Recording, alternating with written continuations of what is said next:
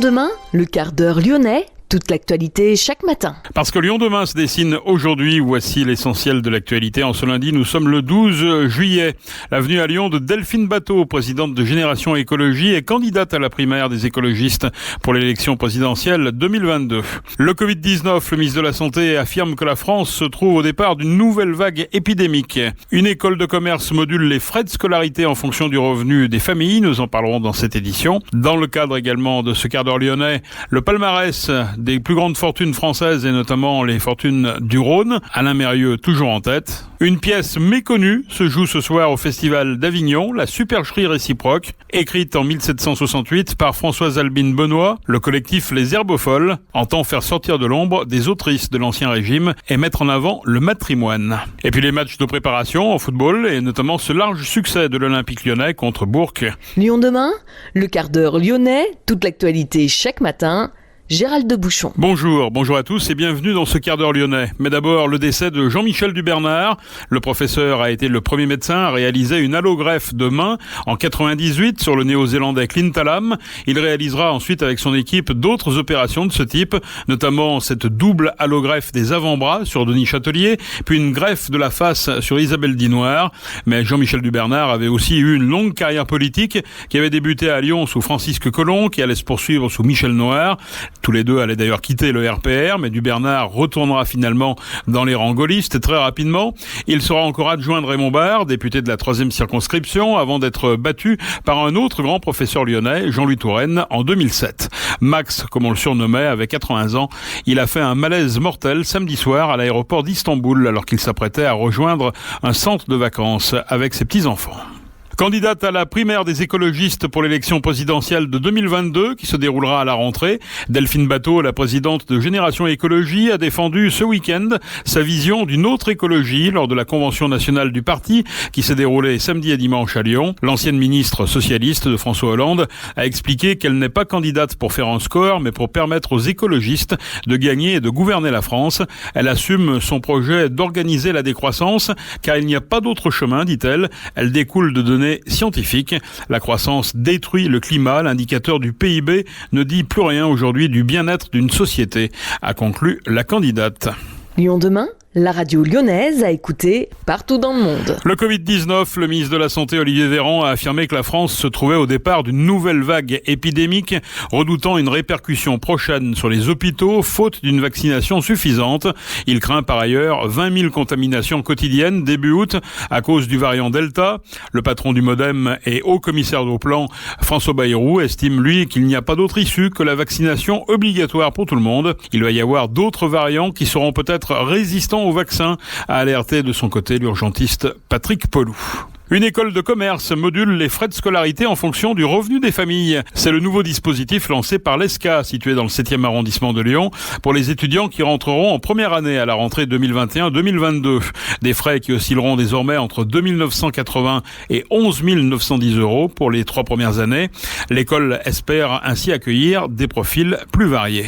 Pierre-Yves Genon, directeur du campus ESCA à Lyon. L'idée, si vous voulez, c'est de proposer progressivement le déploiement de ce dispositif sur les années où il n'y a pas d'alternance. Sur l'année 2021-2022, le plafond, le seuil minimum de la première année du programme Grande École, c'est 2 980 euros. Alors que jusqu'à maintenant, en gros, on paye 12 000 euros par an, donc 12 000 euros x 5. Pourquoi est-ce que les écoles de commerce jusqu'à maintenant n'ont jamais fait ce que nous faisons, nous? J'en sais rien, je sais pas vous répondre. Toujours est-il que l'ESCA justement dit, nous, on veut maintenant, parce qu'on est justement sensible à la question de l'ouverture sociale. Nous derrière, si vous voulez, c'est quoi le parallèle? C'est de se dire que il y a des gens qui ont manifestement les capacités, les compétences, mais qui n'osent pas parce qu'effectivement ils peuvent. Donc par rapport à notre mission qui est de développer et révéler des talents pour le compte des entreprises, on va chercher ces gens-là pour leur dire venez chez nous, on va vous former pour vous permettre après d'insérer de rejoindre le monde de l'entreprise. Pierre-Yves Genon au micro de Léna Ménager. Aujourd'hui, la diversité sociale reste particulièrement faible dans les écoles de commerce qui appliquent généralement très peu de dispositifs d'ouverture sociale. Le magazine économique Challenge a publié son classement des plus grosses fortunes françaises. Bernard Arnault, le PDG d'LVMH, caracole en tête avec 157 milliards d'euros. En 2021, pas moins de 20 Rodaniens figurent dans ce classement. Alain Mérieux et sa famille, propriétaires de l'entreprise de biotechnologie Biomérieux à Marcy-l'Étoile, se classent à la 16e place avec une fortune estimée à 6,6 milliards d'euros, en baisse de 18% par rapport à l'an passé. Il devance la famille Lescure, fondatrice du groupe SEB, 38e, sa richesse 3,5 milliards d'euros. On trouve ensuite Laurent Burel, 52e, PDG de Plastic Omnium, Norbert d'Entresangles et sa famille, 58e, ou encore Christian Latouche, le PDG de Fiducial, à la 63e place. Viennent ensuite Léo et Patrick Bahadourian, 77e, puis dans le classement, Bruno Rousset, Christian Boiron, Jean-Michel Aulas ou encore Guy Mathiolon. Lyon demain, planète. C'est féminin. C'est une première mondiale qui se joue ce soir au Festival d'Avignon. La pièce que le public va découvrir s'intitule La supercherie réciproque, écrite en 1768 par Françoise Albine Benoît. Le projet est né du collectif Les Herbes Folles, avec une volonté, celle de faire sortir de l'ombre des autrices de l'Ancien Régime et mettre en avant le matrimoine. Jean-Malie Camara, metteur en scène et comédien. On est 5. On a Manon, Amélie, Guillaume, Léna et moi-même. On est 3 comédiens, comédiennes. Et il y a vraiment cette idée de réhabiliter, disons, les écrits d'autrices, les écrits classiques d'autrices, entre la période du XIIIe au XVIIIe siècle. On en parle de plus en plus avec des gens comme Aurore Evin, par exemple, qui est une chercheuse, metteuse en scène, comédienne, autrice, qui a fait un long travail de thèse et de recherche sur ces autrices disparues. Et donc nous, on s'est vraiment appuyé sur ces recherches à elle, sur un répertoire de pièces d'autrices. C'est fait en 5 volumes. C'est l'anthologie des autrices de l'Ancien Régime. Et on a trouvé là-dedans une pépite qui s'appelle La supercherie réciproque.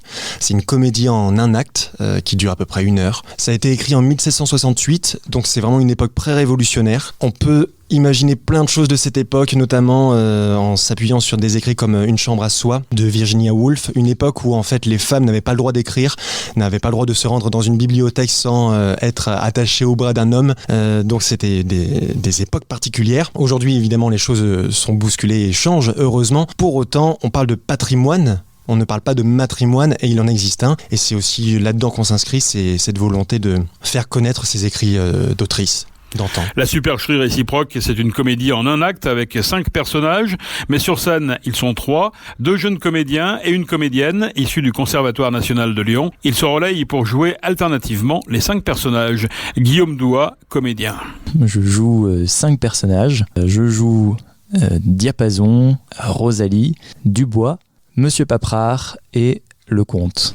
Parce que la particularité de cette pièce, c'est que dans l'interprétation que vous faites, c'est que vous jouez à la fois des hommes et des femmes. Vu on s'est ancré dans tout ce processus de réhabilitation du théâtre de femmes de l'Ancien Régime, on s'est dit qu'en fait la façon de mettre en scène la pièce était aussi importante. Parce que ce qui est intéressant, c'est que le fait même de jouer cette pièce est un acte important en soi, mais après dans le fond de ce que la pièce propose et dans la façon dont on l'interprète, il y a aussi des choses à faire, des choses à porter. Et donc nous, ce qui nous plaisait aussi beaucoup, c'était étant on est tous les 3 issus du conservatoire, on est tous des acteurs, actrices avant tout. C'était le jeu, c'était la multiplicité des personnages, et donc dans cette pièce il y a 6 personnages, et on a fait en sorte d'essayer d'y passer tous.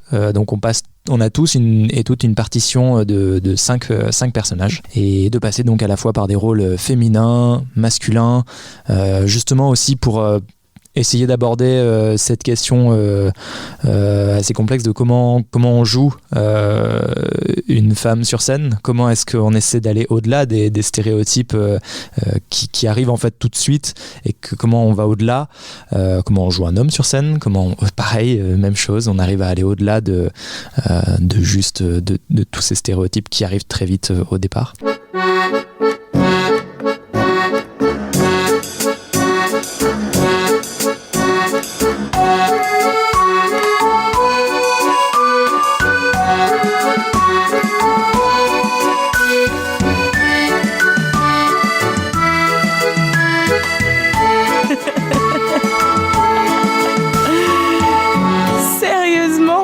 Vous êtes marquis et vous cachez ce titre tandis que d'autres l'achètent. Incroyable. Il y a sûrement ici de l'amour.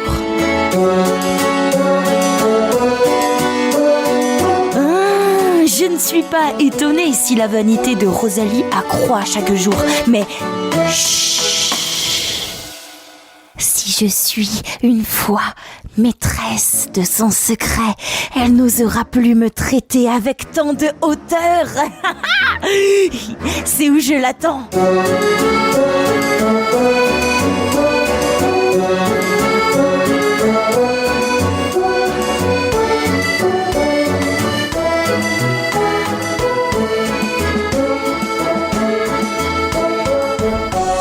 De nombreuses autrices issues du répertoire de l'Ancien Régime, entre le XIIIe et le XVIIIe siècle, ont été invisibilisées. Françoise Albine Benoît naît le 3 octobre 1731 à Lyon. La supercherie réciproque est son premier roman. Dans cette pièce, l'autrice aborde la liberté des femmes. La comédienne Léna Genin. Il y a un des rôles de la pièce qui a des valeurs dites féministes. Parce que c'est le rôle de Rosalie, une jeune première qui, pour la première fois ou une des premières fois dans l'histoire du théâtre, dit non à son papa.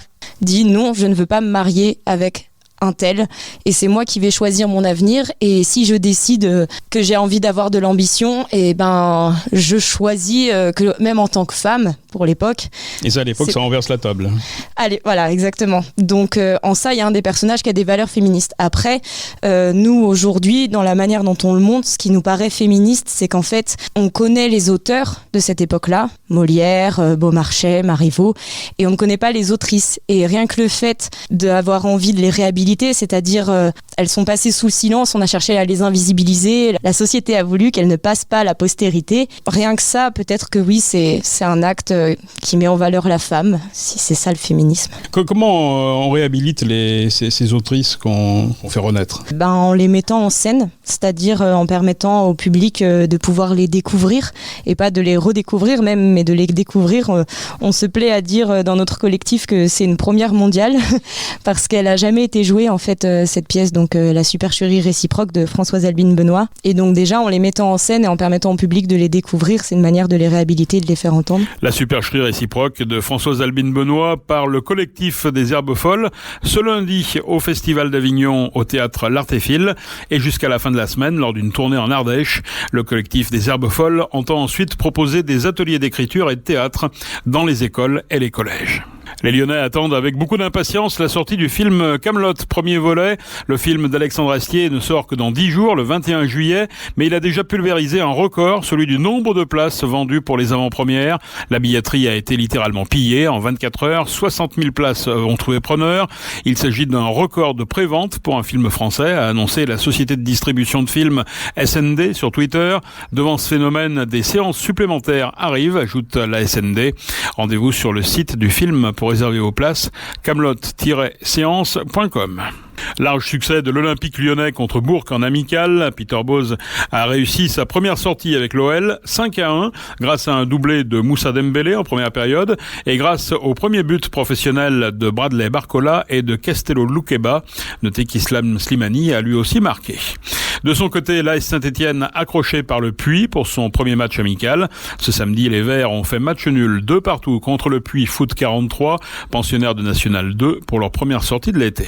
C'est la fin de ce quart d'heure lyonnais. Merci de l'avoir suivi. On se retrouve demain, même heure, même antenne. Et en attendant, restez prudents.